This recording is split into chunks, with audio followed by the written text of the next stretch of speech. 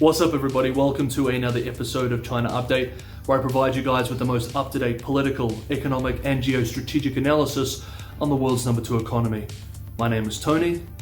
Let's jump in. Okay, happy Monday, everybody. I hope you had a lovely weekend. Well, it hasn't taken very long. Now, the official position coming out of Beijing is that the war in Ukraine is not the fault or the responsibility of Russia, but instead is the fault and responsibility of the United States. Over the weekend, People's Republic of China Foreign Ministry spokesperson Wang Wenbin made this point clear in response to a question from state-run media.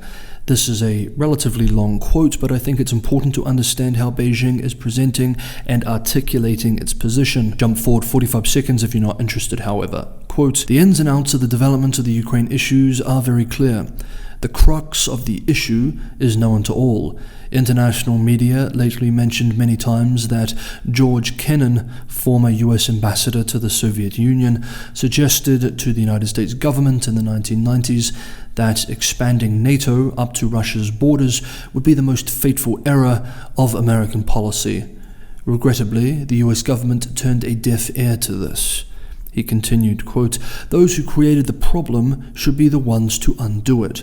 We hope the culprits of the crisis can reflect upon their roles in the Ukraine crisis." Notice how they use the words issue, problem, crisis, rather than war or invasion. "They should earnestly shoulder due responsibilities and take real actions to ease the situation and resolve the problem instead of shifting the blame to others." End quote. Spokesperson Wang at the same press conference, also denied the finding of a Western intelligence report, which is making the rounds in Western media and other international outlets, claiming that senior Chinese officials told senior Russian officials in early February not to invade Ukraine before the end of the Winter Olympics. Now, if this position from Beijing wasn't clear enough, the state-run Global Times wrote this in a report over the weekend. Quote, "Washington, as the root cause of the Ukraine tension, is in no position to ask other countries to follow it closely to condemn or sanction Russia. It cannot ask the whole world to pay for the chaos it has created. No party other than the US and its close allies in NATO should bear the responsibility." Now listen to that line one more time. No party other than the US and its close allies in NATO should bear the responsibility. That's the end of the quote from state-run Global Times. Now, while this may sound good at home to a domestic audience and will no doubt be met with approval with some circles in North America and Europe, most European policymakers will not be impressed by these statements or this position and will still be expecting China to do more. Indeed, we have seen many commentators over the last week discuss the frustrations in European capitals towards Beijing over the Ukraine invasion and the wider crisis. Ian Johnson, with the Council on Foreign Relations, recently articulated well this frustration, expressing, quote, "Even though China wants to position itself as essentially neutral and advocates dialogue, its positions are actually a remarkable defense of Russia and reflect strengthening China-Russia ties." End quote. One Western European diplomat was quoted by the Hong Kong-based South China Morning Post as expressing last week, quote, "We have zero expectation of China to deliver on this," referring to defusing the war through diplomacy. "Everything we have learned in the last few years through COVID and wider relations means we don't trust China. And China should be worried. We've proven we can move fast. After this crisis, there will be more and more suspicion." End quote. Leading German politicians, including members of the Social Democrats, long advocates of separating EU-China economic and political policy, are now calling for China to take a clearer stance. The chairman of the Social Democratic Party parliamentary group, considered a foreign policy dove in the past, expressed, quote, "President Xi should find a clear language and must decide in these hours whether his country can continue to stand by Putin's side, whom Beijing has so far regarded as a strategic partner." End quote. Some European non-state actors are already cancelling cooperation with China. For example, one French art show has suspended all collaboration with Chinese museums until further notice, quote, "because of China's ties with Russia." End quote. Actors in the Russian market seem to think that China is going to stand with Putin, however, or maybe at the very least they're hedging their bets. In the last few days, hundreds of Russian companies have been reported to have applied to open new bank accounts with Chinese state banks located in Moscow. Meanwhile, the war is creating immediate domestic concerns for Beijing too. Late last week, there were unconfirmed reports of 4 Chinese students killed after Russian occupiers fired at a dormitory at Kharkiv State Academy of Culture. Now, whether this is true or not, Beijing dragged its feet in calling for evacuations early on, only warning citizens to leave Ukraine right on the eve of the invasion, later than many other countries. Indeed, there were even state media reports before the invasion criticizing the decisions of other countries and boasting that China didn't need to. Now, however, while many PRC citizens have been safely taken out of the country, some still remain stuck in Ukraine. One more thing before we move on.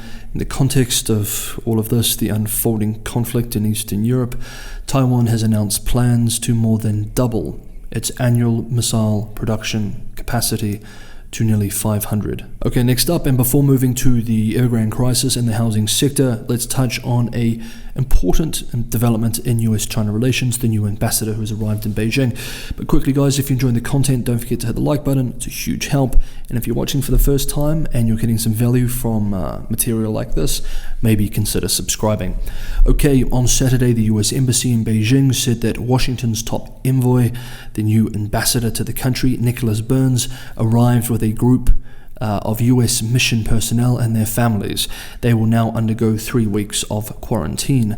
It is worth reminding ourselves that this position, US ambassador to China, one of the most important diplomatic posts in the world, has been left vacant for over a year. A sign of just how bad US-China relations have become, and to a lesser degree, just how divided Washington is. Former US Ambassador to China Terry Branstad left the post in October 2020. Burns is a foreign policy veteran with 27 years in the US Foreign Service, serving as Undersecretary of State for Political Affairs, US Envoy to NATO, and State Department spokesperson.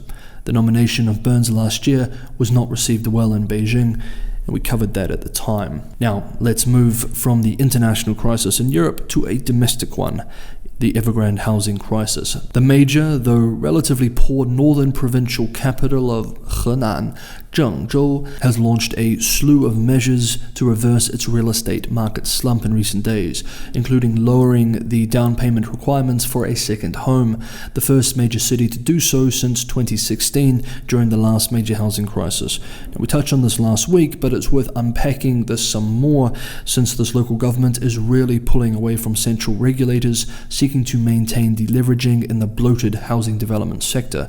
It's also important because other local governments will likely follow Zhengzhou's example this week and in the following weeks. A lot of this data is from analysts at brokerage firm Ping An Securities Co. Limited as well as Caixin. Zhengzhou will lower the down payment requirement from 60% to 30% for mortgages for those buying second homes, as long as they have paid off the mortgage for their first home. Now, this is a serious red flag. Second home buyers are normally always speculators in this market, which is exactly the type of buying that central regulators were trying to suppress. If local authorities are turning to this demand source, it's a strong sign that prices have indeed deeply detached from fundamental demand. Easing of down payment requirements for second houses also increases overall financial risk. 30% may sound like a safe ratio. However, this isn't the case when households borrow this from the shadow banking sector or from friends and family, in which case they are still incredibly leveraged, and this does have a systemic effect. The elephant in the room, of course, is no matter how accessible home loans are, if there is very little consumer confidence, then demand will not be there. We have seen sales of new apartments collapse in the first 2 months of this year.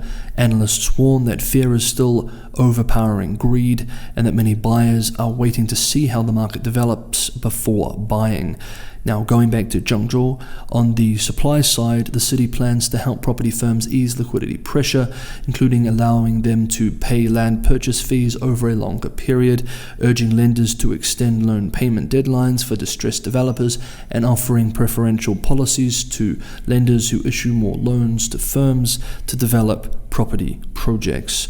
Analysts with Caixin observed today, quote, as China's real estate market continues to struggle with shrinking sales and languishing confidence, local governments have begun to take stronger measures to uplift demand and supply. With a population of 12.6 million, Zhengzhou is the first second-tier city to throw a lifeline to its property market this year. End quote. Much more on the Evergrande crisis, the housing market generally, and other developers that are in trouble this week. Hey guys, I'd love to hear what you thought about some of the updates we covered in today's episode, so throw your comments below. Always love hearing from you. Thank you for watching. I'll see you next time.